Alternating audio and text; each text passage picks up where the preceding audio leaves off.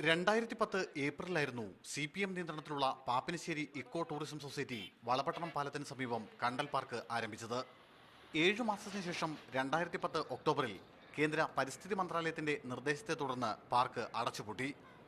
എന്നാൽ ചില കണ്ടാമൃഗങ്ങളുടെ ഇടപെടലാണ് പാർക്ക് പൂട്ടിയതിന് പിന്നിലെന്നും അടച്ച പാർക്ക് വീണ്ടും തുറക്കുമെന്നും മന്ത്രി ഇ പി ജയരാജൻ കഴിഞ്ഞ ദിവസം പ്രഖ്യാപിച്ചതോടെയാണ് പാർക്ക് സംബന്ധിച്ച ചർച്ചകൾ വീണ്ടും സജീവമായത്. ഈ പാപ്പിനിശ്ശേരിയിലെ തീരപ്രദേശം മനോഹരമാകും. കണ്ടൽ വനങ്ങൾ വെച്ചുപിടിപ്പിച്ച് ഏറ്റവും ഐശ്വര്യമുള്ള ഒരു പ്രദേശമാകും. സൊസൈറ്റിക്ക് കീഴിലുള്ള 8.5 ഏക്കറിൽ പാർക്കിനൊപ്പം കണ്ടൽ ഗവേഷണ കേന്ദ്രവും ആരംഭിക്കാനാണ് പാർട്ടിയുടെ തീരുമാനം. കേന്ദ്ര പരിസ്ഥിതി മന്ത്രാലയം അടക്കമുള്ള വിവിധ വകുപ്പുകളുമായി സൊസൈറ്റി ഭാരവാഹികൾ ഇത് സംബന്ധിച്ച് ആശയവിനിമയം നടത്തിയിട്ടുണ്ട്.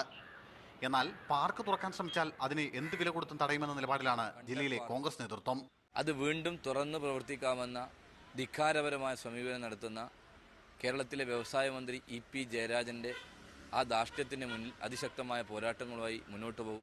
സംസ്ഥാനത്ത് ഏറെ ചർച്ചകൾക്കും വിവാദങ്ങൾക്കും വഴിമരുന്നിട്ട കണ്ടൽ പാർക്ക് വീണ്ടും തുറന്നാൽ അത് സൃഷ്ടിക്കുന്ന രാഷ്ട്രീയ അലയൊലികളും ചെറുതാവില്ല എന്നുറപ്പ്. മീഡിയ 1 കണ്ണൂർ.